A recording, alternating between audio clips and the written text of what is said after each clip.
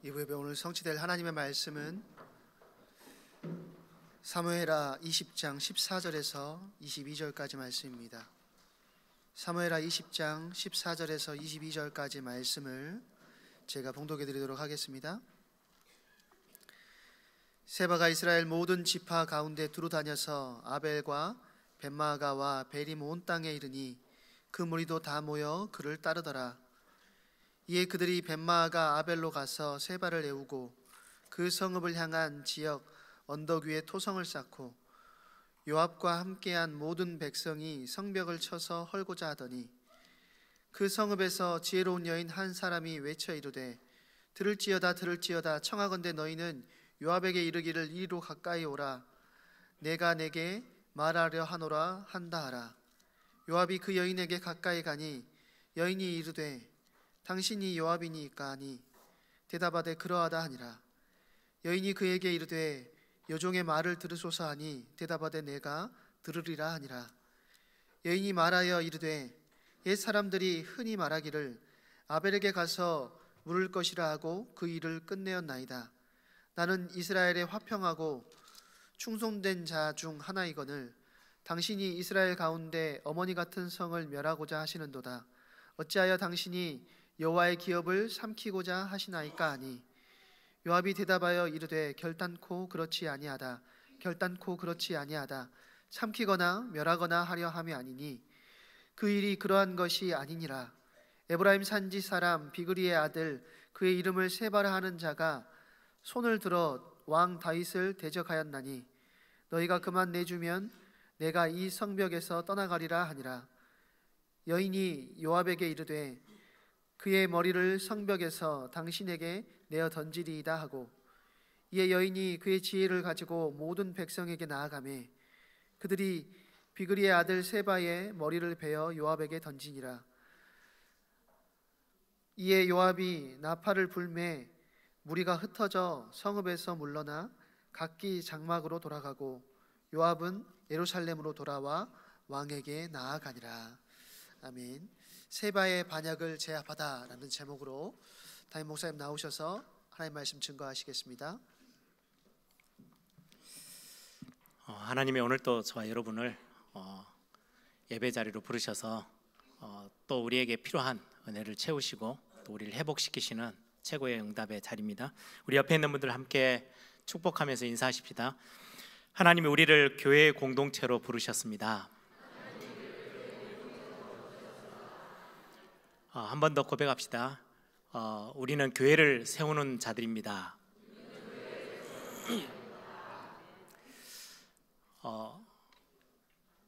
하나님이 오늘 저와 여러분에게 은혜를 주시면 우리의 지금의 모습, 어떠한 모습으로 예배 자리에 나왔던 우리의 모습들을 하나님은 회복하시고 또 치유하시고 우리에게 새 힘을 하나님께서 허락하실 것입니다. 우리 아까 찬양대가 고백했던 찬양 가사처럼 슬퍼하는 마음 또 아파하는 마음들 있다 할지라도 하나님이 우리에게 은혜 부으시면 우리가 새로 시작할 수 있습니다. 그래서 바디메오처럼 앞을 보지 못해서 너무 답답한다든지 12년 동안이나 자기의 질병 때문에 너무나도 힘든 인생을 살아가던 혈루증 앓았던 여인처럼 어떻게 보면은 다 포기하고 주저앉을 수 있는 그런 상황 앞에 생명 대신 그리스도께서 그 앞에 서실 때 그 인생들은 완전히 새롭게 되어지고 바뀌어졌습니다. 오늘 하나님이 오늘 예배 자리에 우리를 부르시고 저와 여러분에게 가장 필요한 은혜들을 준비하고 저와 여러분들을 말씀 속으로 부르셨습니다. 여러분들이 오늘 그 믿음 가지고 그 믿음의 고백들을 가지고 또 하나님 앞에 최고의 은혜를 경험하고 또 영적인 눈을 떠서 우리가 무엇과 더불어 싸우고 또 우리는 어떤 길을 걸어가야 되는지를 말씀을 통해서 확인하는 그런 축복이 있기를 바랍니다. 지난주에는 제가 일본 신학교 사역들 잠깐 갔다 왔는데 한 선교 현장에 교회가 든든히 세워져 간다는 게 얼마나 귀한 일인지 또 확인하고 왔습니다. 어떻게 보면 저는 선교 현장에 가면 제가 뭔가를 거기에 사역을 하고 오는 게 아니고 제가 정말 많은 은혜를 받고 오는 것 같아요. 그래서 이번에도 선교사님한테 이제 많은 사역들을 끝내고 제가 도리어 많은 응답을 받고 또 은혜를 경험하고 갑니다, 이렇게 고백하기도 했는데요. 한 교회가 세워지니까 그 어려운 현장이지만 제자들이, 든든한 제자들이 세워져 가고 또 미래를 책임져야 될 렘넌트들이 굉장히 중요하게 훈련되어져 가는 모습들을 보게 됐습니다. 여러분들이 선교 현장에 있는 우리 선교사님들, 또 교회들, 그리고 선교사님들 가정들을 위해서 여러분들이 꼭 지속적으로 계속해서 기도해 주시기 바랍니다. 오늘 우리가 말씀을 통해서 확인할 건데, 우리의 모습과 상관없이 우리를 품으시고 우리에게 힘 주시는 그 하나님의 말씀들을 오늘도 우리가 경험하길 바랍니다. 사실은 그 사무엘하 하반부로 가면서는 굉장히 설교를 어떻게 해야 되지? 이렇게 좀 고민이 많이 되어지는 본문들이기도 해요. 어떤 본문은 읽자마자 이 본문은 이렇게 말씀을 같이 나눠야 되겠다, 이렇게 확신이 확 들어올 때도 있지만, 어떨 때는 읽고 또 읽고 생각하고 또 묵상하고 해야 어렴풋이 이렇게 그림들이 좀 보여지고, 다행히 말씀 전하기 전에, 강단에 서기 전에 어느 정도 그림이 뚜렷해지는 게 얼마나 감사하고 저에게는 은혜인지요. 오늘 또 조금 어려운 본문이지만 제가 이걸 어떻게 해야 될까 고민될 때면 항상 제 눈을 좀 넓게 열어서 전체 흐름이 뭔지, 큰 그림 속에 어떻게 이 말씀이, 본문이 지나가고 있는지를 보면 훨씬 더 이렇게 정확하게 하나님이 우리에게 주시는 말씀, 또 오늘 우리 현장에, 우리 교회에 주시는 말씀이 무엇인지를 좀 발견하게 되는 것 같아요. 그래서 여러분들 사무엘서를 처음 제가 시작하면서 단순히 사울 왕이 나쁘냐 좋냐, 다윗은 어떻냐, 이스라엘 백성들의 어떤 실제 어떤 모습들이 어떠하냐, 이거는 그냥 지나가는 것들이고요. 가장 중요한 거는 그 속에 들어있는 지금 하나님이 하나님의 백성들을 어떻게 인도해 가시는지, 하나님의 나라를 어떻게 세워 가시는지, 특히 다윗 왕국은 구약 교회를 말씀하고 있어요. 하나님이 구약 교회, 지금의 우리 교회에게 어떤 메시지를 주고 계시는지를 우리가 보면 훨씬 더 선명한 하나님의 말씀들을 우리가 붙잡게 되어집니다. 여러분, 우리 19장까지 보시면 지난주까지 압살롬이 반란을 일으키고 그걸 이제 진압하고, 이제 다윗 왕이 다시금 나라를 든든하게 막 갈등 속에 있던 나라들을 단단하게 세워나가는, 회복하는 왕의 귀한 내용들을 같이 함께 보았습니다. 압살롬의 반란, 언제든지 지금의 다윗 왕국뿐만 아니라 지금의 교회 안에는 이렇게 교회를 흔들고 깨트리려고 하는, 무너뜨리려고 하는 세력이 언제든지 있어요. 압살롬을 제압하고 이제 회복하는가 싶으면 오늘 19장을 넘어서서 20장에 오면서는 세바라는 인물이 또 하나 튀어나와 가지고 지금 다윗 왕국을 또다시 어렵게 만들고 또다시 분리시키고 또다시 위험에 빠뜨리는 모습을 오늘 우리는 말씀을 통해서 확인하게 됩니다. 다윗이 왕의 귀환을 해가면서 어떻게든지 하나 되는 마음을 가지고 다시금 왕국을 재건해 이렇게 든든하게 세워나가려고 했던 것처럼, 우리는 교회가 하나 되어지는 것에 우리의 생각과 우리의 마음이 어떠해야 되는지, 하나님은 어떤 방법을 원하시는지 우리는 지난주에 말씀을 통해서 확인했는데요. 또 20장을 딱 들어오자마자 세바라는 인물이 등장을 합니다. 이 세바는 오늘 1절에 보니까 마침 거기에 불량배 하나가 있으니 그의 이름은 세바인데 베냐민 사람 비그리의 아들이었더라, 그렇게 돼 있죠. 불량배인데 베냐민 지파 사람인 세바라는 사람이 나머지 11지파를 좀 이렇게 요동치게 만들어요. 어떤 이유냐니까, 지금 왕이 요단강을 건너서 마하나임에 도망가 있다가 압살롬이 죽고 나서는 이제 다시금 이제 예루살렘으로 올라오려고 요단강으로 이제 나오니까 유다 백성들이 지금 11지파는 의논하고 있었어요.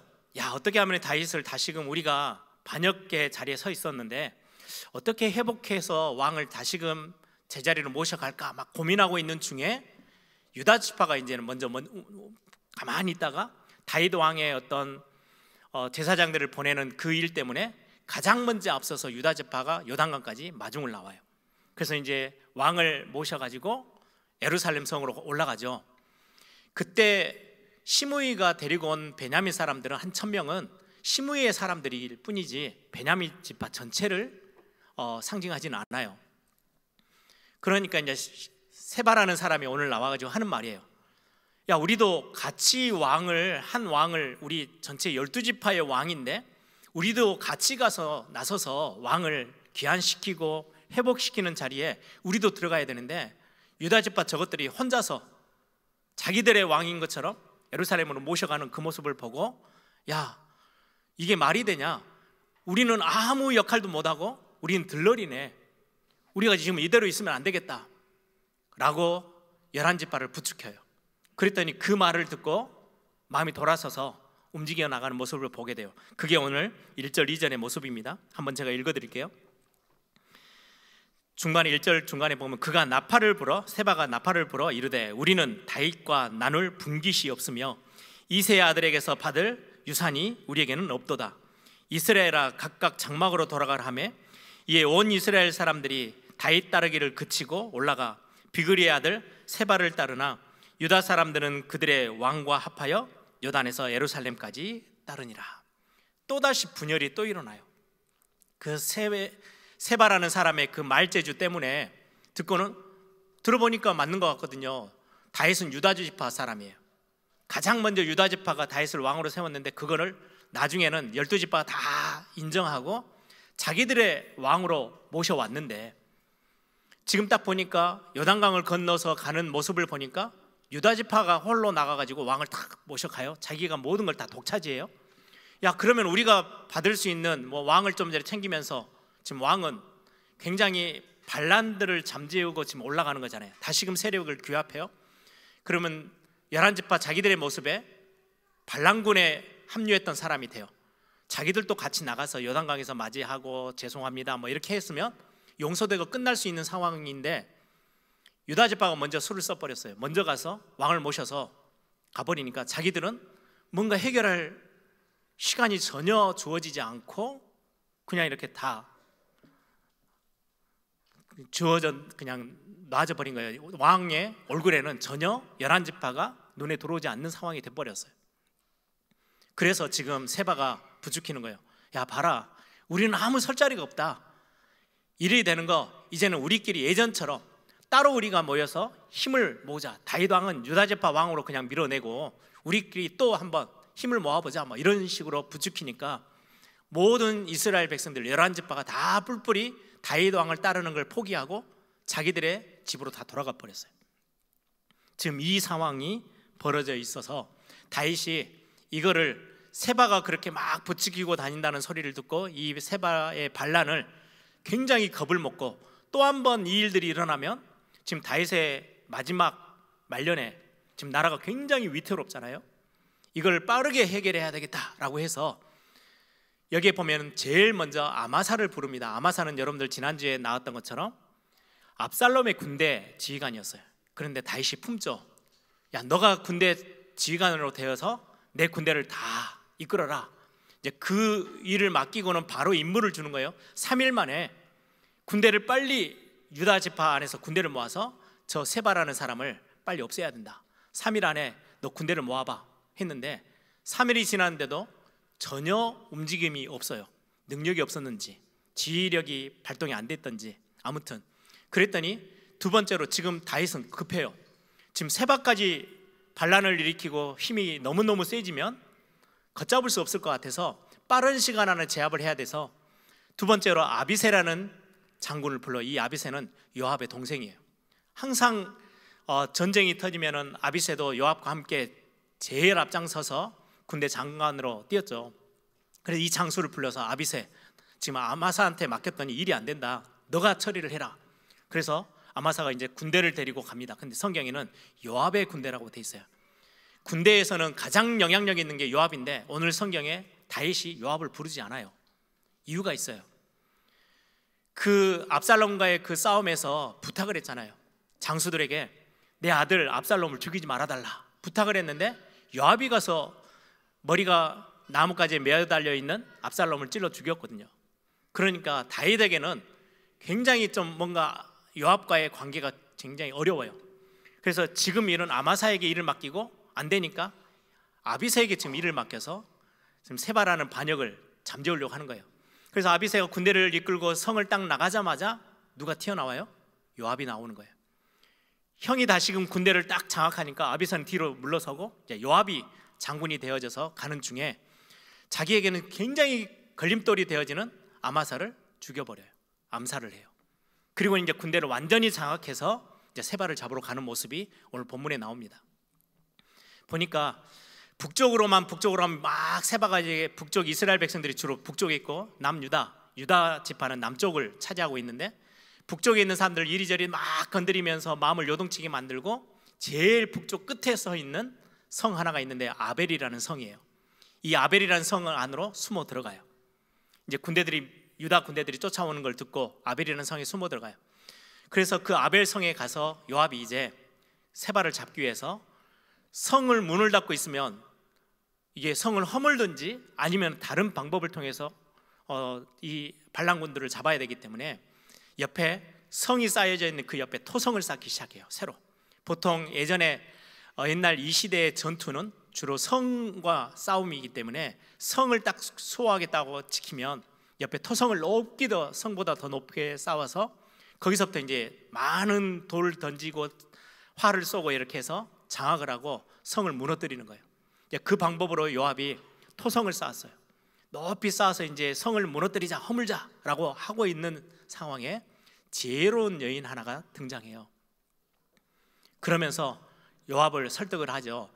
이 아벨이라는 성은 굉장히 귀중한 성이다. 오늘 본문에 보니까 많은 사람들이 속담에 많은 옛 사람들이 이 아벨이라는 성에 와서 굉장히 갈등되고 어려움이 올 때, 답이 없을 때 성에 와서 이 성에 있는 많은 지도자들에게 묻고 답을 얻고는 됐다 하고 돌아가는 성이에요. 굉장히 중요한 성이고 또 여기에 보니까 우리의 어머니 같은 성이고 하나님의 기업인데 왜 이걸 허물려고 하느냐? 그랬더니 우리는 허물려고 하는 건 아니고 저 지금 반란군인 세바만 잡으면 된다라고 했던 지혜로운 여인이 그러면 이 성을 그대로 안전하게 두고 우리가 성 안에서 회의해서 세바를 색출해서 당신에게 목을 넘겨줄게.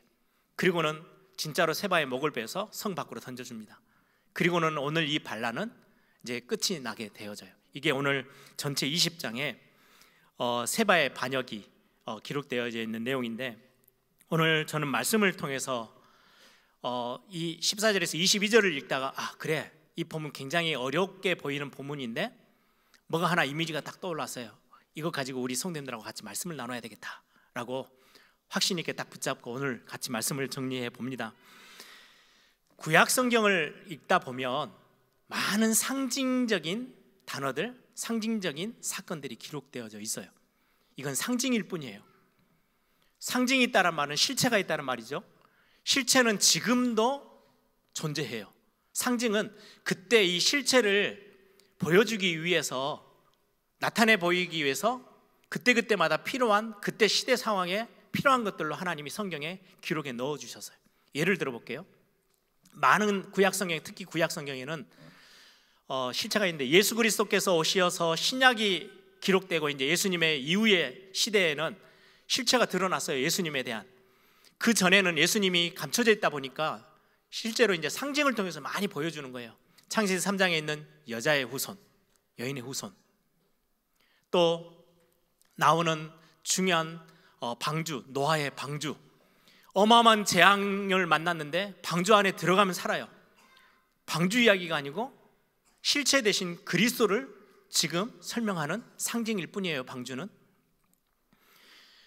이삭이 번제 단 위에 올라가서 죽어야 되는데 이유도 없이 죽어야 되는데 죽으려다가 하나님이 대신해서 이삭 대신 숫양, 어린 양을 준비하셨어요. 우리가 멸망받아 저주받아 죽어야 될 인생인데 우리 대신 어린 양 대신 희생 제물 대신 예수 그리스도를 지금 상징하는 숫양, 어린 양이에요. 실체는 예수 그리스도예요. 그래서 이 어린 양은 지금은 아무 의미가 없어요. 지금 교회에다가 어린 양을 가져다 놓고 예배하진 않잖아요. 이건 상징일 뿐이에요. 광야에서 불뱀에게 물려서 독이 퍼져서 죽어가고 있는 그 사람들 앞에 장대 높이 놋뱀을 달아 올려요. 이 놋뱀은 십자가에 매달려 우리를 대신해서 우리의 모든 문제를 해결하시는 예수 그리스도를 상징하는 게 놋뱀이에요. 실체는 예수 그리스도세요. 이렇게 구약에는 그리스도를 나타내 보여주는 예표되어지는 많은 상징들이 성경 안에 기록되어 있어요. 이걸 가지고 야, 노뱀. 그래서 이스라엘 백성들은 한참 몇백 년 뒤에까지도 노뱀을요 보관하고 있었어요. 대단한 능력이야. 이거 노뱀 보고 광야에서 전부 다 사람들이 죽다 살았어. 우상처럼 섬기는 거예요. 하나님이 없애버리잖아요. 왜요? 그건 상징이에요. 누구를 위해서요? 예수 그리스도를 보여주기 위해서 먼저 상징적으로 보여준 것뿐이에요. 그래서 구약 성경은 이런 상징들이 굉장히 많이 기록되어 있어요. 또 반대로 그리스도와 전혀 상관없이 사는, 하나님의 은혜도 무시하고 하나님을 하나님으로 인정하지 않고 사는 세상 나라, 세상을 보여주는 상징들이 있어요. 네피림이 완전히 장악한 그 시대, 또 바벨탑을 쌓아 올리는 그 시대, 바벨탑은 세상을 상징해요. 성공을 최고로 삼고 높이 올라가는 것을, 근데 하나님은 어느 날 무너뜨리잖아요. 세상의 모습이 그러하다는 거예요. 애굽도 마찬가지예요. 하나님 없이 어마어마하게 번창했어요. 힘을 과시해요. 하나님 눈에는요, 그거는 세상에 불과해요. 그래서 이렇게 지금도 우리 눈에는 우리 렘넌트들이 밖에 나가고 우리 성도님들이 밖에 나가서 살아가야 될 세상 나라의 모든 모습들은 바벨탑처럼, 네피림처럼 힘을 과시하고 성공을 과시하는 모습들이에요. 이게 이제 상징과 실체 모습들이에요. 또 하나, 그 출애굽 시대 애굽에 있었던 바로왕, 가나안 족속들이, 7족속이 자꾸 하나님의 백성들을 공격해오서 무너뜨리려고 하죠. 흑암 세력을 상징하는 거예요. 지금은 바로왕은 없어졌어요. 근데 지금 교회를 공격하고 하나님의 백성들을 공격하는 사단은 여전히 실체로 존재해요. 에스더 왕비가 있었던 그 페르시아 왕국의 하만이라는 사람, 사단을 상징하거든요. 어떻게든지 하나님의 민족을, 하나님의 나라를, 그 유대인들을 완전히 몰살시키기 위해서 작전에 작전을 짜요. 교회를 없애고 교회를 무너뜨리고 교회를 흔들려고 하는 사단과 흑암 세력을 상징하는 모습들이고, 그 실체는, 사단은 지금도 존재해서 교회를 공격해요. 그래서 이런 어떤 눈을 가지고 구약 성경을 보면 오늘 본문이 조금 더 선명하게 보일 거예요. 지금 다윗 왕국은 지금의 교회를 상징하는 구약 교회의 모습으로 나타나 있어요. 그렇죠? 그러면 지금 다윗 왕국이 굉장한 많은 여러 굴곡을 겪으면서 위기를 계속 당하고 있잖아요. 압살롬의 반란도 있고, 또 어쩌다 보니까 다윗 왕이 실수하기도 하고 하나님의 백성들이 실수하고 연약해서 넘어질 때도 있고, 오늘은 지금 세바라는 사람이 또 교회를 이리저리 갈라세워서 지금 이 다윗 왕국을 또 흔들고 있는, 무너뜨리려고 하는 또 세력으로 등장해요. 지금 우리의 교회 안에도 이런 모습들이 비일비재하게 많아요. 오늘 다윗 왕국을 보면서 교회 공동체도 여러분들이 머릿속에 딱 한편으로 넣으시고요, 그게 이제 실체인 거예요. 그리고는 여러분들의 가정의 모습도 딱 집어넣으세요. 하나님이 직접 세우신 공동체가 있어요. 가정과 교회예요. 이걸 어떻게든지 무너뜨려서 하나님의 영광을 바닥에 떨어뜨리고 하나님의 나라, 하나님의 통치를 완전히 없애버리려고 하는 굉장히 영적 세력, 흑암 세력의 공격들의 모습, 그게 지금 성경에서는 굉장히 두 개를 비교해 가면서 지금 성경에서는 우리에게 상징적인 모습으로 보여줘요. 다윗 왕국 하면 여러분들이 또 하나의 어떤 그림은 아주 작은 교회의 모습인 여러분이에요. 구원받은 하나님의 성도. 여러분들을 무너뜨리기 위해서 여러 가지 틈과 여러 가지 공격의 요소들을 가지고 하나님의 백성들을 무너뜨리고 흔들고 하나님의 교회를 흔들고 하나님이 세우신 가장 아름다워야 될 가정들을 흔드는 게 지금 오늘 이 본문을 통해서 여러분들이 뭔가 그림을 딱 가셔야 돼요. 상징적인 어떤 사건을 통해서 지금도 이 흑암 세력 사단은 교회를 흔들고 가정을 흔들고 개인을 흔들고 있구나, 무너뜨리려고 하는구나. 여러분들이 그 그림 속에서 오늘 말씀을 확인하길 바랍니다. 교회는, 이 땅에 있는 교회는 어떤 신학자는 전투적인 교회, 싸움을 계속해서 싸워야 되는 교회예요. 완성되어 있는 교회가 아니에요. 왜? 연약한 자들이 함께 모여 있거든요. 그래서 우리는 많은 싸움을 싸워가요. 그러다 보니까 교회는 완성되어 있지 않다 보니까 조금 불완전한 모습들이죠. 연약한 모습도 있고 실수하는 모습도 있고, 그러다 보니까 세상 사람들은 그런 영적인 배경을 모르니까요, 자꾸 그냥 손가락질하고 비난하는 거예요. 교회가 왜 이래 이렇게. 근데 여러분들 가정, 교회는 함부로 생각해서는 안 돼요. 함부로 쉽게 비판하고 쉽게 결론 내리는 공동체가 아닌 거예요. 이 뒤에는 엄청난 하나님의 계획이 있고 엄청난 하나님의 많은 응답과 하나님의 귀중한 사명이 담겨져 있는 게 교회고 또 가정이고 우리 구원받은 하나님의 백성들이에요. 그래서 쉽게 판단해서는 절대 안 되는 거예요. 오늘 우리는 이 교회 공동체, 다윗 왕국을 통해서 보여지는, 비춰지는 교회라는 게 어떠해야 되는지, 교회를 또 허물려고 공격해오는 세바 같은 이런 어떤 영적 흑암의 세력들이 우리는 어떻게 해서 해결해 나가야 되는지를 말씀을 통해서 확인하길 바랍니다. 교회 하나가 세워진다는 것은 참 쉬운 여정은 아니에요. 성경을 보면 하나님이 아이들이 이제 좀 이렇게 커가면서 조금 연약하다 싶으면 병원에서, 산부인과 병원에서 인큐베이터 같은 데 넣어서 아이를 단단하게 이제 건강하게 키우잖아요. 하나님 딱 그렇게 하듯이 아브라함을 택하시고 큰 민족을 이루게 하시겠다 약속해 놓고 그 민족을 어디에서 만들어 가시냐니까요. 애굽이라는 곳에서 인큐베이터처럼 집어넣어서 큰 민족을 만드셨어요. 그리고는 시간표가 되니까 끄집어내신 거죠. 야, 가자, 가나안 땅으로 가야 돼, 거기서 예배해야 돼. 데리고 나와서 광야에서 그 큰 민족이 움직여요. 그것도 교회를 상징하여 구약 교회의 모습이에요. 광야 교회. 근데 그 광야 교회가 계속 불완전한 모습으로 자꾸 위기를 당해요. 무엇에 걸림돌이 생기는 거예요? 그들의 체질, 그들의 각인된 것들, 생각들, 옛날 그 세상 애굽이라는 곳에 몸담고 있었던 것 때문에 하나님의 부르심 속에 들어왔는데도 불구하고 조그마한 문제가 오면 또 불신앙하고, 체질적으로 이게 믿음이라는 게 뿌리를 못 내리도록 자꾸 세상 것들로만 기준을 삼고 가는 광야교회 모습. 우리가 그걸 보면서 아, 교회가 저걸 빨리 넘어서야 되는 거구나, 우리는 굉장한 답을 얻을 수 있죠. 또 가나안 땅에 딱 들어갔더니 교회가 이제는 야, 올 때 왔다, 편안하게 쉬는 게 아니에요.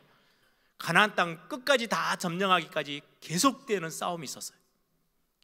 이 땅에 있는 교회는 그토록 영적인 싸움을 계속해서 싸워야 할 교회라는 모습이에요.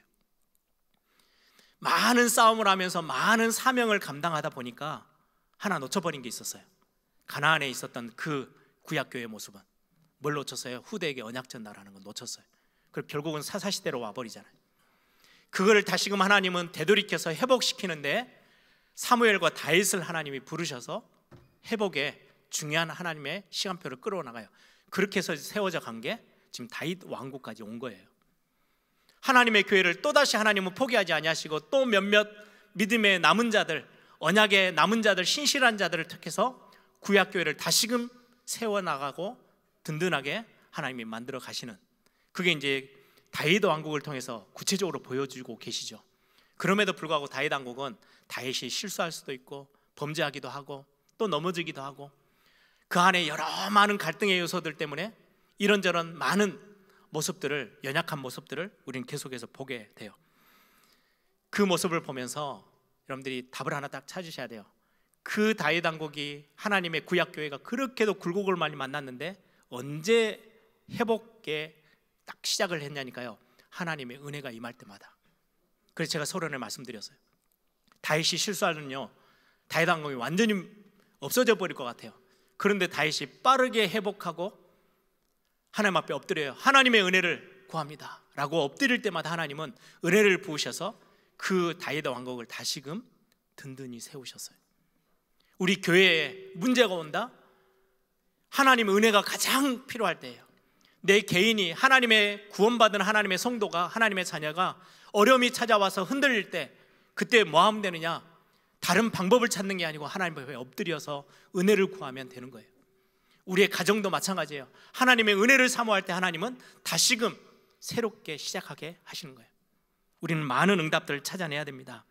오늘 20장의 말씀을 보면서 교회라는 공동체, 다윗 왕국을 보면서 교회라는 공동체를 공격해오는, 자꾸 무너뜨리려고 하는 세력이 있고 그들의 어떤 틈들을 우리는 성경을 통해서 확인할 수 있어요. 오늘 1절에 보면 세바라는 사람, 불량배 한 사람이 있는데 그 사람을 두고 베냐민 지파 사람이다 라고 해요. 지금 다윗 왕국은 12지파가 하나 되어져서 지금 나라를 세워가는 거잖아요. 그런데 꼭 분리되어질 때 꼭 뭔가 이렇게 갈라지는 텀에 보면 지파의 이름이 나와요. 오늘 이 세바는 베냐민 지파 사람으로서 지금 유다 지파를 혼자 밀어놓고 11지파를 똘똘 뭉치게 만들었어요. 그래서 또 갈라놓는 거예요. 참 희한하죠. 이게 교회 안에 어마어마한 갈등의 요소들이에요. 우리 세상 나라에도 국가에서도 어떤 나라가 선진국이냐 아니면 후진국이냐 이걸 구분하는 게 어디예요? 학연, 지연, 뭐 이런 인맥들이 똘똘 뭉쳐서 뭔가에 힘을 과시하기 시작하면 그 힘이 너무 세지면 선진국에서 멀어지는 거예요. 선진국으로 가면 갈수록 이런 것들이 점점 줄는 거죠. 뭐 지역의 인연들, 지연, 학연, 뭐 혈연 이런 것들로 지금 성경에 베냐민 지파 그리고는 유다 지파, 다윗은 유다 지파 사람이에요. 야 봐라, 다윗이 유다 지파다 보니까 유다 지파가 제일 빠르게 가서 지금 왕을 데리고 예루살렘으로 올라가지 않냐. 우리는 지금 완전히 들러리 섰버렸다. 우리에게 주어질 게 아무것도 없다. 잘못하면 보복도 당하게 생겼다. 우리는 압살롬 편에 섰던 사람인데 아직 용서받을 만한 계기도 못 만들었는데 유다 지파가 그걸 다 낚아채서 자기 왕으로 삼고 예루살렘에 가버린 거예요. 이걸 지금 세바가 건드려서 자꾸 지금 사이를 갈라놓는 거예요. 교회 안에 갈등의 요소 제일 큰 적이 뭔지 아세요? 초대교회를 보세요. 정말 은혜 가운데 하나님의 큰 성령의 역사 가운데 세워졌던 교회들이 시간이 지나면서 여지없이 틈을 하나 보이는데요, 교회를 흔드는 사단의 공격의 틈, 그게 뭐냐니까 전부 다 갈등이었어요. 외부의 공격이 아니에요. 로마라는 어마어마한 제국이 핍박을 한다고 그래서 교회가 흔들렸냐? 그런 적이 없어요. 핍박이 전부 다 기도하면서 맞대서 썼어요. 근데 안에서 파가 갈리는 거예요. 고린도 교회는 나는 그리스도파, 나는 바울파, 아볼라파, 막 파들이 쪼개지면서 교회에 위기가 찾아오고요, 어떤 교회든 갈등이 생겨서 분파가 생길 때 교회는 어마어마한 위기, 무너질 만한 위기들이 생겨왔어요. 이게 사단이 하는 짓이에요. 사단의 이름의 뜻이 뭐예요? 분리자, 이간자, 거짓말쟁이. 지금 세바는 거짓말에서 지금 이 공동체를 뒤흔들고 있어요. 다윗의 왕국을.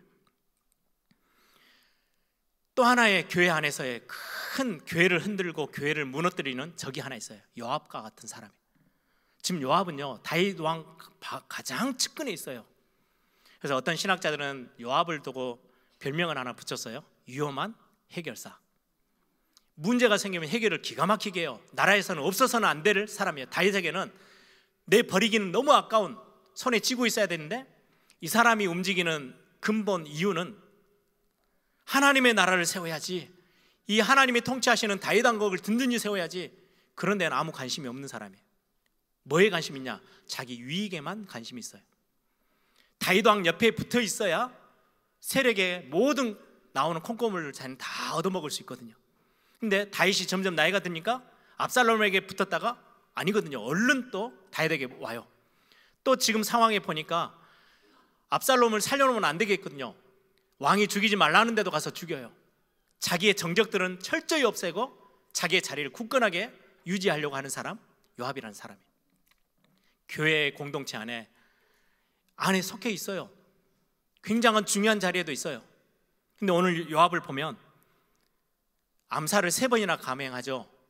자기의 자리를 지키기 위해서 아벨이라는 사울왕의 군대 장관을 죽여요. 그리고는 아마사를 죽였어요. 그리고는 압살롬을 죽여요. 그리고는 자기 자리를 끝까지 딱 지켜요. 그리고 오늘 또 아비새 자기 동생이 군대에 어떤 딱 수장으로 올라오니까 아마사는 죽여버리고 자기가 그 군대를 딱 장악하고 지금 다시금 다윗에게 인정받으려면 세바를 끝내야 돼요. 세바 사건을 해결해야 다시금 자기가 다윗 왕 옆에 있을 수 있어요. 그래서 슬그머니 들어가서 지금 모든 군대를 다시금 장악하고 지금 세바를 잡으러 오는 거예요. 교회 안에는 이런 많은 교회에 많은 하나 되어지는 것들을 흔드는 많은 요소들이 있어요. 특히 가장 중요한 것은 오늘 세바라는 존재예요. 거짓말로 자꾸 유대 사람들을 흔들어요. 2절을 한번 보세요. 온 이스라엘 사람들이 다윗 따르기를 그치고 올라가 비그리의 아들 세바를 따르나 유다 사람들은 그들의 왕과 합하여 요단에서 예루살렘까지 따르니라.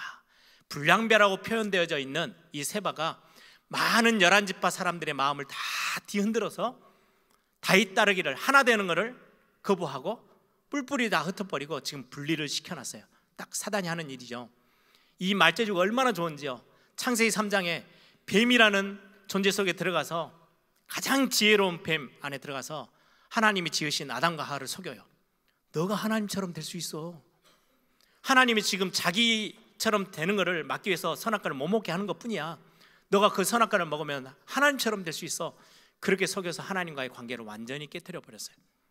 세바는 지금 뭘 상징하냐니까 사단, 흑암 세력을 상징해요. 조금 더 보실래요? 14절에 보시면 저는 이 구절을 읽으면서 너무 재밌다고 생각이 들었어요. 14절에 보면 세바가 이스라엘 모든 지파 가운데 두루 다녀서, 온 땅에 두루 다녔대요. 이 본문 여러분들 어디가 생각나세요? 우는 사자처럼 두루 다니며 산길차를 찾고 다니는 사단을 성경은 기록하고 있거든요. 온 이스라엘 11지파 사이를 이리저리 다 두루두루 다니면서 지금 계속 다윗 왕의 왕국을 깨트리고 분리시키는 일을 감행하고, 이제는 결국 어디까지 숨어 들어갔어요? 조용히 아벨이라는 성으로 숨어 들어갔어요. 사단은 막 드러내놓고 활동하지 않아요. 조용히 교회 안에 들어와서 교회를 이렇게 저렇게 분파를 만들고 갈등을 야기하고 또 개인의 욕심들을 가진 그러는 사람들을 막 부추겨서 교회가 하나님의 나라를 세워나가는 게 아니고 자기의 유익을 따라가도록 막 뭔가를, 교회를 흔들고 무너뜨리려고 하는 게 사단의 세력이에요. 사단의 제일 목적, 하나님의 영광을 가로채고 하나님이 가장 소중하게 만들어 두신 교회 공동체, 가정 공동체, 하나님의 그 피값 주고 사신 하나님의 자녀들, 하나님의 백성들의 삶을 완전히 무너뜨리고 흔들어서 없애려고 하는 게 사단의 제1 전략입니다. 그런데 이거를 오늘 지혜로운 여인 하나가 나와서 이 문제를 해결을 해요. 오늘 말씀의 핵심은 여기에 있어요.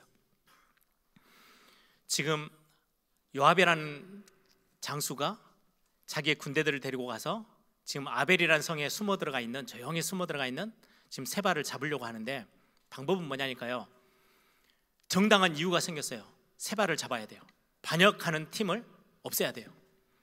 그런데 지금 아벨이라는 성에 숨어 들어갔다는 소리를 듣고 아벨에 들어가서 잡으려니까 방법이 없어요. 그래서 아벨 성을 아예 무너뜨려 버리고 세바를 잡자, 지금 요압이 세운 방법이에요. 그래서 토성을 쌓았잖아요, 높게.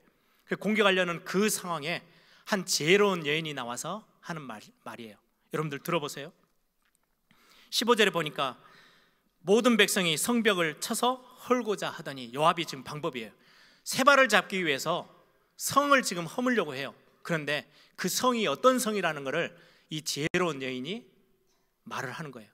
18절, 여인이 말하여 이르되 옛사람들이 흔히 말하기를 아벨에게 가서 물을 것이라 하고 그 일을 끝내었느니라. 이 말이 무슨 말이냐면요, 많은 옛날 사람들 속담에 아벨이라는 도시는 굉장히 정확한 하나님의 말씀, 율법을 알고 굉장히 유력한 사람들이 말씀을 가지고 해석해주고 답을 주는 그런 많은 지혜자들이, 어떻게 보면은 신약 시대로 말하면 랍비 같은 사람들이 살고 있는 도성이에요.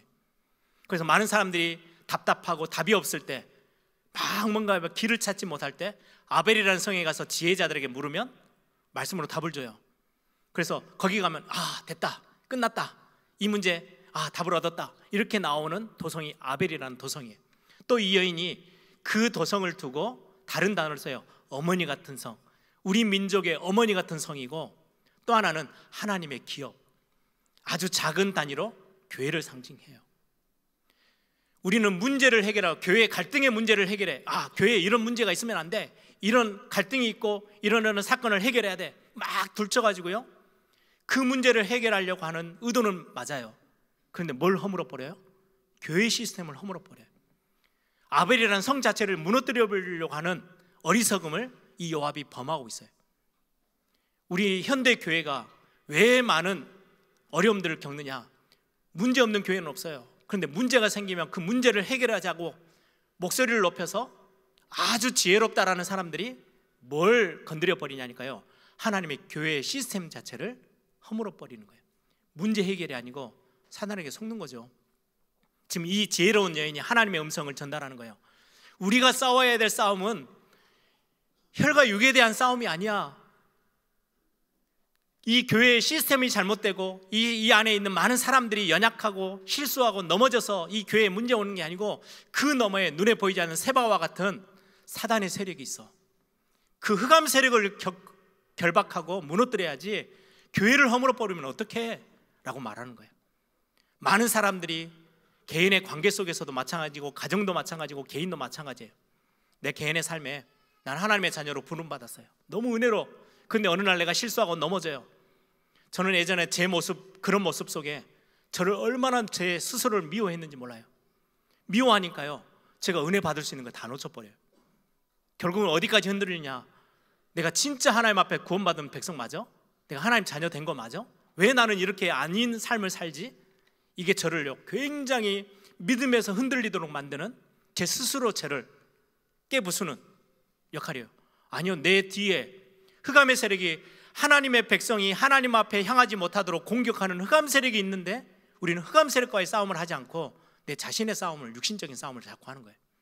내 삶의 규모가 어떻니? 내 습관이 어떻니? 나는 왜 생각이 이렇고 내 마음은 왜 이렇게? 내 자신과 싸움을 하고 있는 거예요. 아벨을 무너뜨리면 안 돼요. 아벨은 하나님이 어머니같이 성으로 굉장히 중요한 답을 주는, 이 시대가 답이 없을 때 찾아와서 답을 물으면 답을 줘야 되는 성이 아벨성이고 교회예요. 근데 문제를 해결하자고 이 아벨성을 지금 무너뜨리려고 하는 요압의 실수. 그래서 이 여인이 지금 이거를 바꾸는 거예요. 세바만 잡으면 되지 않니? 그래서 세바의 목을 베서 던져줘요. 아벨성을 지켜내요. 교회 안의 싸움은 영적인 싸움이에요.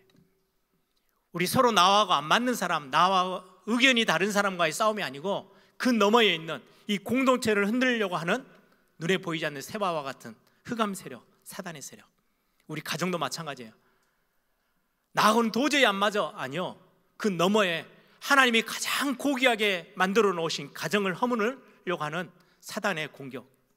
우리는 그 눈을 떠야 진짜 영적인 싸움을 싸울 수 있어요. 그래서 오늘 제목을 제가 세바의 반역을 제압하라. 이 제압하려면 아벨성을 무너뜨리는 거는요 어리석은 짓이에요.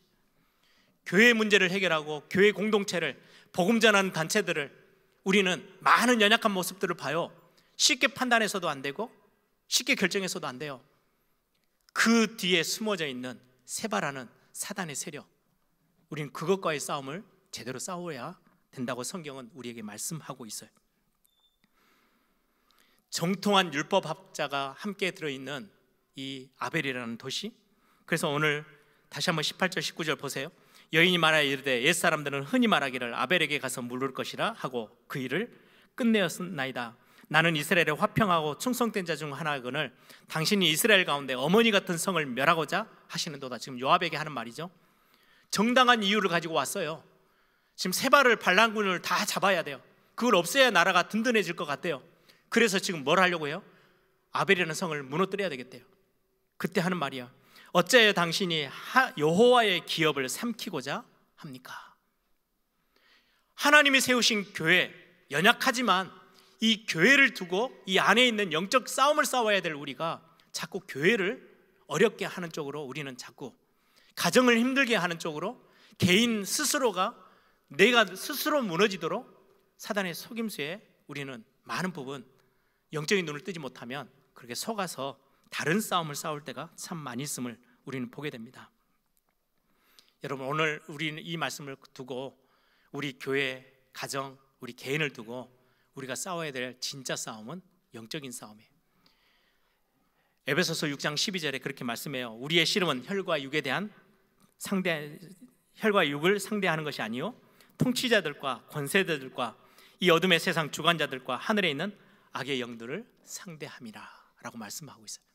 우리가 싸워야 될 싸움은 사람과 사람과의 싸움이 아니에요. 아, 저 사람 난 진짜 마음에 안 들어, 그 싸움을 하는 게 아니에요. 교회는 그 싸움을 시작하면 아벨성은 무너져요. 흔들려 버려요. 사단이 노리는 게 그거거든요. 우리 안에 있는 많은 관계 속에서, 가정 안에서, 자녀와 부모, 부부관계 많은 속에서 우리는 또 내 개인이 내 성격, 내 습관, 내 모습, 내 생각하는 거, 내 체질, 이것과 싸우는 게 아니고요, 그 너머에 있는 영적인 존재와의 싸움이에요. 그래서 하나님이 우리를 품으시듯이 우리가 내 자신을 품고 가정을 품고 교회를 품고 우리는 진짜 싸워야 될 싸움을 싸우는 거예요. 그래야 우리는 하나님의 나라 상징하는 교회의 공동체를 지키고 가정과 개인을 지켜낼 수 있어요. 그래서 오늘 20장의 이 말씀을 통해서 우리는 지혜로운 여인, 이름도 없지만 정말로 하나님이 우리에게 들려주시는 교회 공동체를 어떻게 섬기느냐, 어떤 영적인 싸움을 싸워야 되느냐, 우리 개인과 가정을 두고 우리는 어떤 싸움을 싸워야 되는지를 우리에게 말씀 주고 계십니다. 오늘 이 말씀을 여러분들이 딱 잡고 가장 작은 교회인 여러분들 스스로를 인정해 주세요. 그래, 나는 연약해, 실수가 너무 많아, 그래서 나는 오늘도 하나님의 은혜가 나에게 필요해. 그러면 나는 오늘 내 연약함을 넘어서서 하나님 앞에 또다시 새로 시작할 수 있어. 여러분들을 다독거리고 여러분들 스스로 위로하고 여러분들 가정 안에서 많은 연약한 모습들이 보일 때마다 끌어안아주고 교회 안에서는 더더욱이나 우리가 함께 가는 거예요. 한 마음으로 믿음으로 싸우는 거지 우리의 싸움이 혈과 육이 아님을 우리는 고백하며 다시금 샘을 얻는 그런 귀중한 축복의 시간, 우리 교회를 향한 우리의 중심을 고백이 있는 시간 되기를 바랍니다.